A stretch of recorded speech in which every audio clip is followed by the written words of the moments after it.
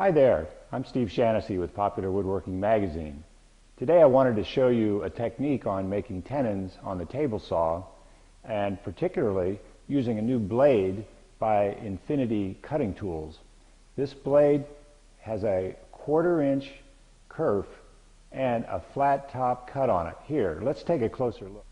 So here we have an 8-inch diameter blade with a kerf that will cut 1/4 inch across the width of the tooth.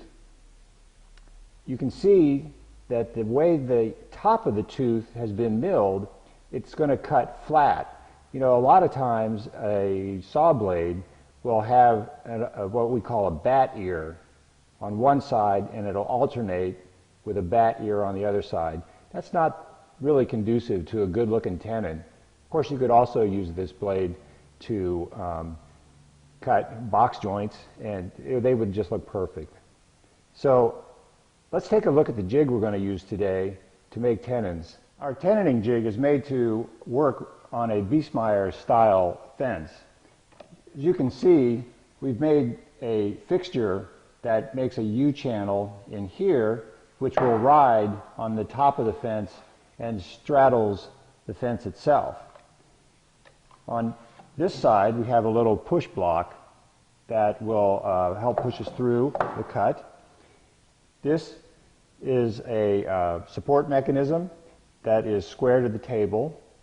This is a backup block, which is also square to the table. And then this is a clamp for holding the work down.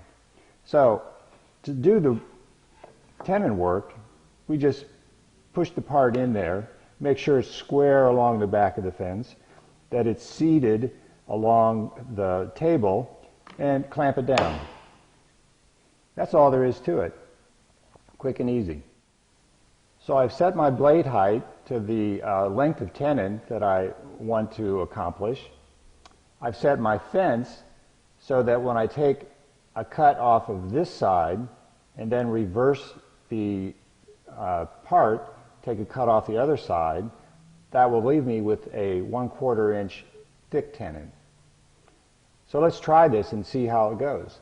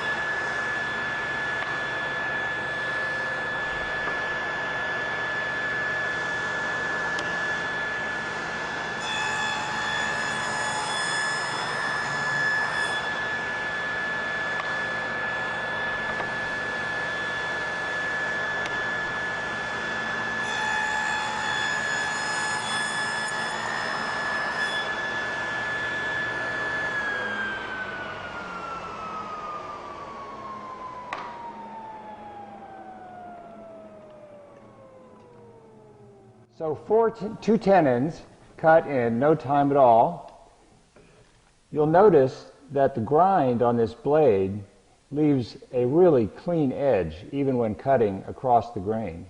That's a terrific feature. The reason I think this 1/4 inch kerf cut is such an advantage is because if you were making this cut on the table saw without this thick kerf, say it was just an 1/8 inch, it would leave part of this surface still yet to be cut. That would require we'd make another setup so that the part could run across the blade this way to cut the shoulder and remove that last bit of waste. With this setup, however, it's very fast and very efficient and very accurate and leaves a very clean edge.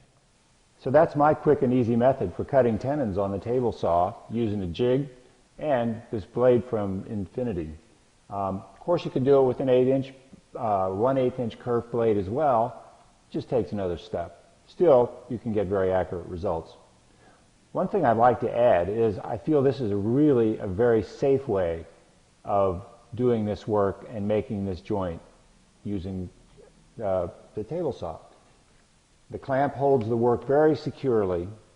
It allows you to keep your hands away from the vicinity of the blade altogether. This hand is pushing, but it's over here behind this part, so there's no way you're going to get hurt.